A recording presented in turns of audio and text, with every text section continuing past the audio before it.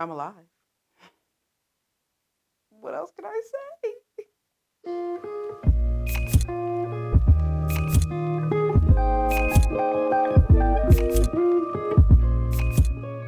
Hi, I'm Holliday, and this is Looking Into Evil in a Drink. I have my cup. You know, it's one of those sad ones when I bring the cup out. Okay. All right. So I do have a little explaining to do. It's been like 4 weeks since I did a video.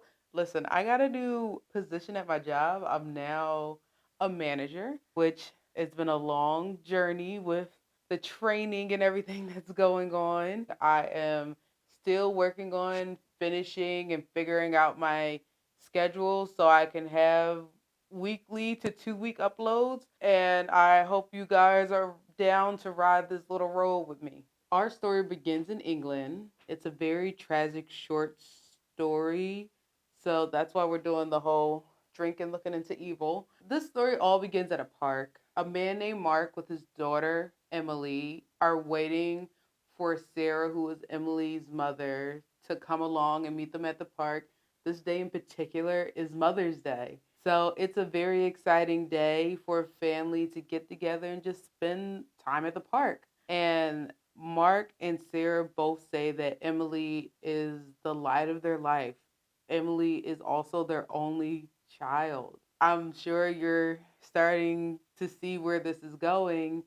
Emily is at the park with her father on this beautiful Sunday, Mother's Day. And Emily spots her mother jogging into the park. And Emily asks her father, Dad, I see mom. Can I go meet her?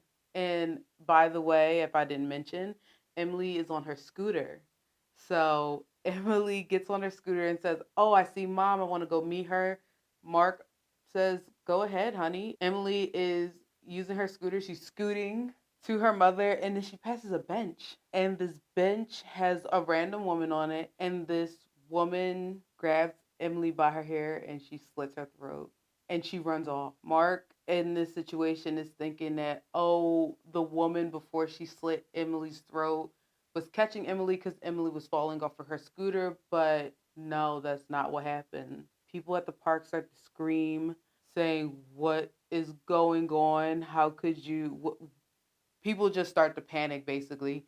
Emily's mother stops running and she's in shock at what happens. The woman, as I said, gets up and runs off, and thank God that it was somebody at the park that ran after the woman and tackled her down. Mark and Sarah are both in shock, thinking that their daughter was falling off of her scooter, and come to find out she's not. She just got her throat slit. Mark eventually gets his daughter. She's holding her close to him. 911 is called. They try to medevac Emily to the hospital, but sadly, Emily doesn't make it. And that's just a very unfortunate part. The woman that was sitting on the bench, her name is Altonia Skana. She is 30 years old, an Albanian immigrant. She has no relations to Mark and Sarah and Emily at all. Skana is actually schizophrenic and she actually planned to murder somebody that morning.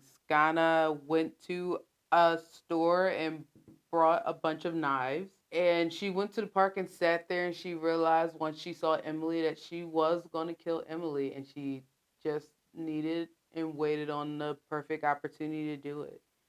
And this is one of the killings that is like people, everybody is scared of because it's a random killing. Because they say that when you're murdered, it is usually somebody that's close to you or you know them. And Mark, Emily, and Sarah don't know this woman from a can of paint. And she decided to end Emily's life right in front of her parents' eyes. Remember, I said somebody did tackle Skana at the scene? She was arrested and she was charged with murder. She ended up pleading guilty to manslaughter, but there's a catch because remember I said she's schizophrenic, so she's trying to get an insanity plea. Basically, it would go under the grounds of diminished responsibility, as in she wasn't there mentally when the crime was done. So she should be let off scot free.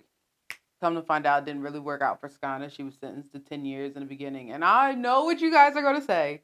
10 years is not enough for killing a little girl for nothing. It isn't.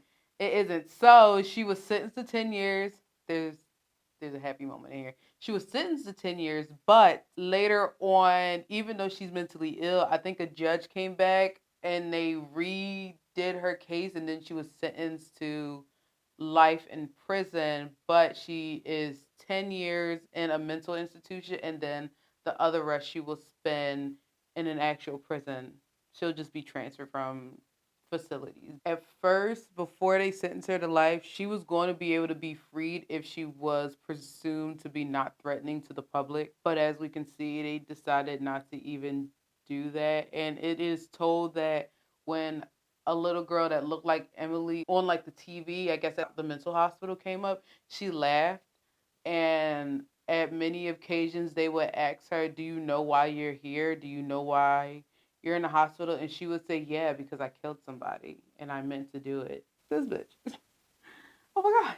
So Mark, Emily's father, and Sarah, her mother, believe that Emily's death could have been prevented. Honestly, it could have, because if the hospital, Greater Manchester, would have kept Skana in their custody and not released her on basically good behavior and thinking that she's not insane, Emily would still be here. She wouldn't have gotten her throat slit at a park on a Mother's Day. So Mark has taken legal action against Greater Manchester, and he is hoping that they will take responsibility for the death of his daughter. He believes they are solely responsible for Emily's death.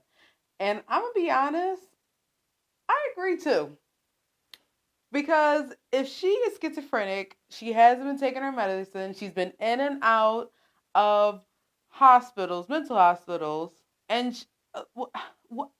How did she fall through the cracks and be like, oh, she should be released? Do y'all not know that people with mental illness fake it every day? Most of them pretend to be normal, if you know what I mean. So that is our story. I know it was a short one. Please don't forget to like, comment, and subscribe, and I will see you guys later. Bye. Ever since the day that you